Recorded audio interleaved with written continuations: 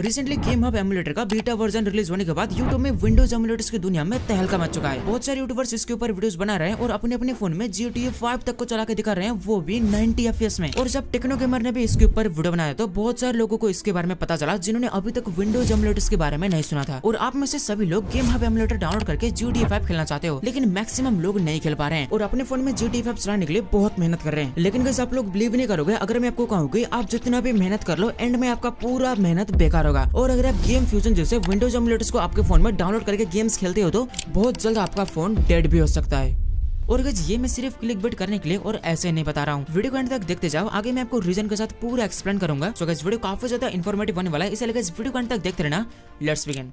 सबसे पहले game fusion emulator या फिर और भी कोई विंडोज एमुलेटर्स को फोन पर यूज करने पर क्या इंपैक्ट पड़ सकता है, ये जानने से पहले आपको जानना पड़ेगा कि आखिर विंडोज एमुलेटर्स काम कैसे करते हैं। सबसे पहले अगर एमुलेटर्स को समझे तो एमुलेटर्स ऐसे सॉफ्टवेयर है जो किसी एक सिस्टम में दूसरे सिस्टम का वर्चुअल एनवायरनमेंट क्रिएट करते हैं, जिससे हम उसमें ऐसे प्रोग्राम्स या फिर ऐसे सॉफ्टवेयर को चला सकते हैं जो उसके लिए बने ही नहीं थे। जैसे कि आप लोगों ने PPSSPP एमुलेटर के बारे में तो सुना होगा। PPSSPP PSP कंसोल का एमुलेटर है। इसे आपके फोन में डाउनलोड करके चलाने पर यह एप्लीकेशन आपके फोन में PSP कंसोल जैसा वर्चुअल एनवायरनमेंट बना देता है, जिससे आप आपके फोन में PSP के गेम्स चला सकते हो। अब आपके फोन में एंड्रॉइड ऑपरेटिंग सिस्टम होता है और आपके फोन में जो गेम या जो सॉफ्टवेयर चल रहे होते हैं वो .apk फाइल होते हैं जो एंड्रॉइड के लिए बनाए गए होते हैं। और पीसी में विंडोज ऑपरेटिंग सिस्टम चलता है और उसमें जो गेम या जो सॉफ्टवेयर चल रहे होते हैं वो .exe फाइल होते हैं जो कि विंडोज के लिए बनाए गए होते हैं। इसलिए गाइस हम कोई भी मोबाइल के सॉफ्टवेयर को पीसी में या फिर पीसी के सॉफ्टवेयर को मोबाइल में डायरेक्टली डाउनलोड करके नहीं चला सकते हैं। और यहीं पर आते हैं विंडोज एमुलेटर्स। विंडोज एमुलेटर्स आपके फोन में एक विंडोज पीसी जैसा एनवायरनमेंट बनाते हैं, जिससे आप आपके फोन के अंदर अब .exe फाइल्स चला सकते हो। जैसे कि पीसी में ब्लूस्टैक जैसे एमुलेटर से एंड्रॉइड एप्लीकेशन चलाया जाता है, वैसे मोबाइल में विंडोज एमुलेटर्स होते हैं विंडोज के गेम्स या फिर फाइल्स को चलाने के लिए। अब विंडोज के सॉफ्टवेयर को फोन में ना चला पाने का प्रॉब्लम तो विंडोज एमुलेटर्स ने सॉल्व कर दिया, जो कि सुनने में बहुत ही सिंपल लगता है। लेकिन गाइस मेन प्रॉब्लम तो अब शुरू हुआ है। गाइस यहाँ पर सबसे बड़ा प्रॉब्लम तो कंपैटिबिलिटी का है। विंडोज के जो गेम्स हैं लाइक GTA 5 वो x86 और x64 आर्किटेक्चर वाले CPU के लिए बनाए गए होते हैं। आप लोग को शायद पता होगा पीसी में जो CPUs हम यूज करते हैं इंटेल और AMD के, वो CPUs x64 आर्किटेक्चर में बेस्ड होते हैं। और जो प्रोसेसर्स मोबाइल और मैक में यूज किया जाता है वो ARM आर्किटेक्चर बेस्ड प्रोसेसर्स होते हैं। लेकिन यहाँ पर प्रॉब्लम तो ये है कि ज्यादातर गेम सिर्फ x64 और x86 आर्किटेक्चर वाले प्रोसेसर के लिए बनाए गए होते हैं। यही रीजन है कि मैक में ज्यादातर गेम सपोर्टेड नहीं होते हैं। गाइस वीडियो में आगे बढ़ने से पहले मैं आप सभी लोगों को एक नया इंडियन स्टार्टअप के बारे में बताना चाहता हूँ जो इंडियन गेमिंग कम्युनिटी में बहुत बड़ा चेंज लाने वाला है। जी हाँ गाइस, मैं बात कर रहा हूँ ऑर्बिटेक्स के बारे में। ये हाल ही में लॉन्च हुआ है और ये एक ऐसा all in one gaming platform बना रहे हैं जहाँ पर आपको एक ही जगह पर डिफरेंट गेम्स के रिगार्डिंग टूर्नामेंट्स मिलेंगे। साथ ही साथ ये क्लाउड गेमिंग जैसे हैवी प्रोजेक्ट्स भी लॉन्च करने वाले हैं। और मजेदार बात तो ये है कि नॉर्मल कैजुअल गेमर के साथ साथ हार्डकोर गेमर के लिए भी प्ले एंड अर्न का अपॉर्चुनिटी भी प्रोवाइड करते हैं। सिर्फ इतना ही नहीं, गेमिंग से related new technologies, new innovation के इन्फॉर्मेशन के साथ साथ बहुत सारे गेम्स और गेमिंग हार्डवेयर के जेन्युइन रिव्यूज भी प्रोवाइड करते हैं। गाइस अगर आप गेमिंग को सीरियस लेते हो या फिर कभी कभी नॉर्मली मजे के लिए गेम खेलते हो तो तभी आपके लिए ऑर्बिटेक्स काफी ज्यादा हेल्पफुल होगा। मैंने तो सिर्फ इनके कुछ ही फीचर्स के बारे में बताया है, लेकिन इनके और भी बहुत सारे फीचर्स है। इसके बारे में आपको इनका ऑफिशियल यूट्यूब चैनल में और भी डिटेल में पता चल जाएगा। और ये यूट्यूब में भी काफी एक्टिव है, अभी भी ये डेवलपमेंट फेज में, और आप लोगों को इनको सपोर्ट करना चाहिए। गाइस आप लोग इनको सपोर्ट करने के लिए एक न एक बार तो इनका वेबसाइट जरूर चेकआउट कर लेना और इनका यूट्यूब चैनल भी सब्सक्राइब कर लेना, लिंक आपको डिस्क्रिप्शन बॉक्स में मिल जाएगा। तो चलो गाइस अब वीडियो में वापस आते हैं। अब अगर आपको ये x64 और ARM ये समझ में नहीं आ रहा है तो आपको इसे डिटेल में समझना नहीं पड़ेगा। आप लोग बस इतना समझो कि X वाले प्रोसेसर्स और ARM वाले प्रोसेसर्स दोनों अलग अलग प्रोसेसर्स होते हैं जिन्हें डिफरेंट पर्पज में डिफरेंट डिवाइसेस में यूज किया जाता है। और अगर कोई गेम x64 प्रोसेसर के लिए बना हुआ है तो हम उस गेम को डायरेक्टली ARM वाले प्रोसेसर में डाउनलोड करके नहीं चला सकते हैं, इसलिए यहाँ पर एमुलेटर्स का यूज होता है। अब ये विंडोज के x64 आर्किटेक्चर वाले गेम को मोबाइल में चलाने के लिए सबसे पहले तो गेम का x64 इंस्ट्रक्शन को मोबाइल को समझने के लिए ARM इंस्ट्रक्शन में कन्वर्ट करना पड़ेगा। अब कोई भी गेम जो आपके फोन में चल रहा होता है वो गेम आपका फोन का CPU और आपका फोन का GPU के साथ कम्युनिकेट कर रहा होता है। अब मैं आपको x64 वाले प्रोसेसर को PC का CPU बताऊंगा और ARM बेस्ड प्रोसेसर को मोबाइल का CPU बताऊंगा ताकि आपको समझने में आसान हो। अगर हम सिंपल में समझे तो यहाँ पर जो गेम मोबाइल के CPU के लिए बनाए गए होते हैं वो गेम मोबाइल के CPU के साथ कुछ अलग तरीके से बात करते हैं, और जो गेम PC के CPU के लिए बनाए गए होते हैं वो गेम PC के CPU के साथ कुछ अलग तरीके से बात करते हैं। इसलिए जब हम यहाँ पर PC के गेम लाइक GTA 5 को हमारे फोन में चला रहे होते हैं तो GTA 5 तो सिर्फ PC के CPU के साथ बात कर सकता है, मोबाइल के CPU को वो जानता भी नहीं है। इसलिए यहाँ पर GTA 5 जो कहना चाहता है उसे हमें ट्रांसलेट करके ऐसा बनाना पड़ेगा जो मोबाइल का CPU भी समझ सकता हो। इसके लिए विंडोज एमुलेटर्स POX64 और वाइन जैसे प्रोग्राम्स का यूज करते हैं। वाइन प्रोग्राम एक सिंपल से कॉम्पेटिबल लेयर है जो विंडोज के गेम्स एंड सॉफ्टवेयर को non Windows devices like Android, mobile और लिनक्स में चलाने में मदद करता है। ये पूरा विंडोज ऑपरेटिंग सिस्टम को को एमुलेट नहीं करता, बल्कि अगर आप कोई गेम को विंडोज एमुलेटर में रन करते हो तो वाइन प्रोग्राम उस गेम को ऐसा फील करवाता है कि वो गेम एक सचमुच का विंडोज ऑपरेटिंग सिस्टम में चल रहा है। और वो गेम चलने के लिए विंडोज ओएस के साथ जो भी कम्युनिकेशन करता है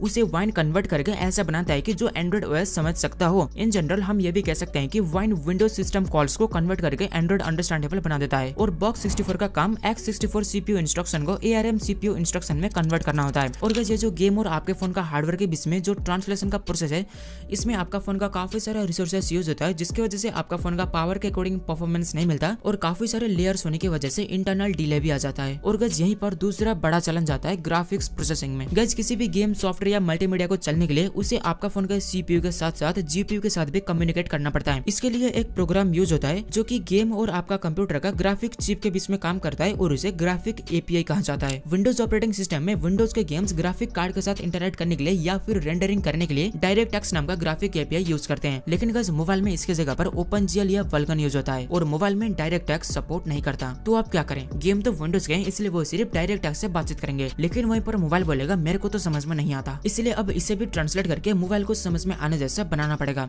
जिसके लिए विंडोज एमुलेटर्स यूज करते हैं ग्राफिक ड्राइवर्स का। और जो ग्राफिक प्रोसेसिंग का ट्रांसलेशन प्रोसेस में परफॉर्मेंस और भी ज्यादा डिक्रीज होगा और इनपुट डिले भी बढ़ेगा। और जो काफी यूट्यूबर्स बता रहे हैं कि गेम फ्यूजन के अंदर जो सिस्टम ड्राइवर है उससे जो गेम हम चलाते हैं वो गेम डायरेक्टली हमारे सीपीयू के साथ इंटरैक्ट कर सकता है, जिससे हमारा फोन को ज्यादा लोड नहीं पड़ेगा। भाई ये पूरी तरीके से सही नहीं है। थोड़ा सा रिसर्च करते हो तो आपको पता चल जाएगा कि पीसी के जो गेम्स है लाइक GTA 5 वो गेम डायरेक्टली ARM प्रोसेसर के साथ इंटरैक्ट करने के लिए या तो गेम को ARM प्रोसेसर के लिए बनाना पड़ेगा या तो प्रोसेसर मैन्युफैक्चर करने वाले कंपनी को चिप ऐसा बनाना पड़ेगा जो कि डायरेक्ट एक्स जैसे ग्राफिक एपीआई को सपोर्ट करे। और गाइस इस सभी प्रोसेस में मोबाइल में सबसे बड़ा इशू होता है heating issue. Guys ARM architecture based processors बनाया ही ऐसा होता है कि वो कम से कम पावर यूज करे और एक ऑप्टिमम परफॉर्मेंस दे, इसलिए फोन या छोटी हैंडल डिवाइसेस में ARM आर्किटेक्चर यूज होते हैं ताकि बैटरी बैकअप अच्छा मिले। आजकल तो स्नैपड्रैगन X प्रोसेसर के साथ लैपटॉप भी मिलते हैं, लेकिन वो भी ARM वाले होते हैं। और भले वो लैपटॉप में विंडोज ऑपरेटिंग सिस्टम यूज हो रहा है, लेकिन वहाँ पर भी गेम खेलने के लिए एमुलेटर यूज होता है। लेकिन पीसी में बैटरी बैकअप का कोई प्रॉब्लम नहीं है, इसलिए पीसी वाले प्रोसेसर्स हाई परफॉर्मेंस और हैवी टास्क के लिए बनाए गए होते हैं। यही रीजन है कि ज्यादातर गेम सिर्फ x64 और x86 आर्किटेक्चर के लिए बनाए गए होते हैं। x86 और x64 दोनों सेम है, बस यहाँ पर 32 बिट और 64 बिट का ही डिफरेंस है। लेकिन इस टेक्नोलॉजिकल एडवांसमेंट के साथ आजकल के नए प्रोसेसर जैसे कि स्नैपड्रैगन 8 Gen 3 और 8 Elite जैसे प्रोसेसर्स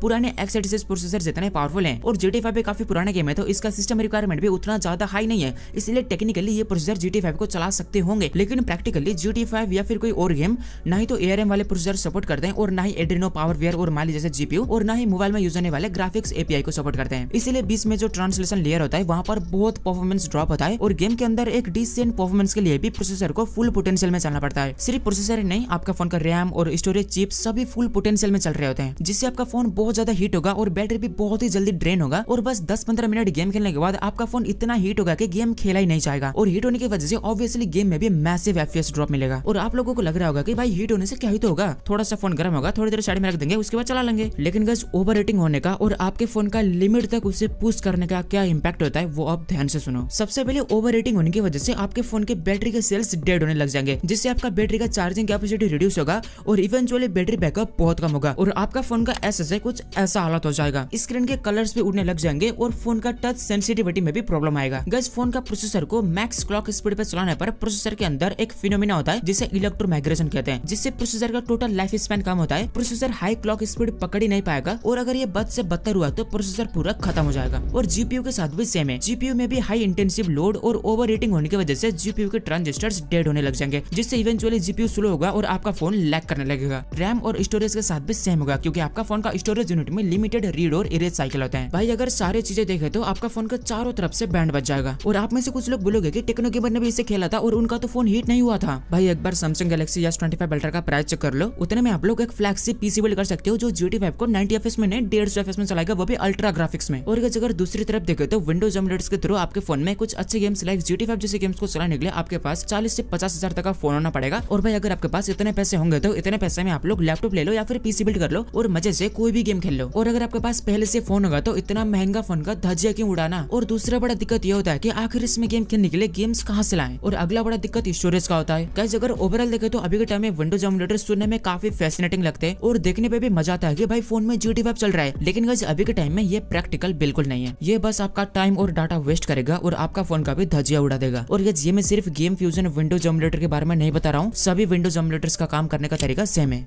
गाइस आई होप मैंने आपको विंडोज एमुलेटर से रिलेटेड सारा कुछ समझा दिया और आई होप आपको सब कुछ समझ में आ गया होगा। अब इसे यूज करना ना करना वो तो आपकी मर्जी है और आप इस वीडियो को पॉजिटिवली लेते हो या फिर नेगेटिवली लेते हो ये तो आपके ऊपर डिपेंड करता है। बाकी गाइस आई होप आपको आज का वीडियो पसंद आया होगा। अगर आपको वीडियो पसंद आया तो प्लीज वीडियो को लाइक कर देना और अगर आप आगे भी ऐसे इन्फॉर्मेटिव वीडियोस देखना चाहते हो तो चैनल को सब्सक्राइब करके बेल नोटिफिकेशन को भी ऑल पर सेलेक्ट कर देना। मैं आपसे मिलता हूँ अगले वीडियो में। आज के वीडियो में इतना ही। Thank you so much for watching.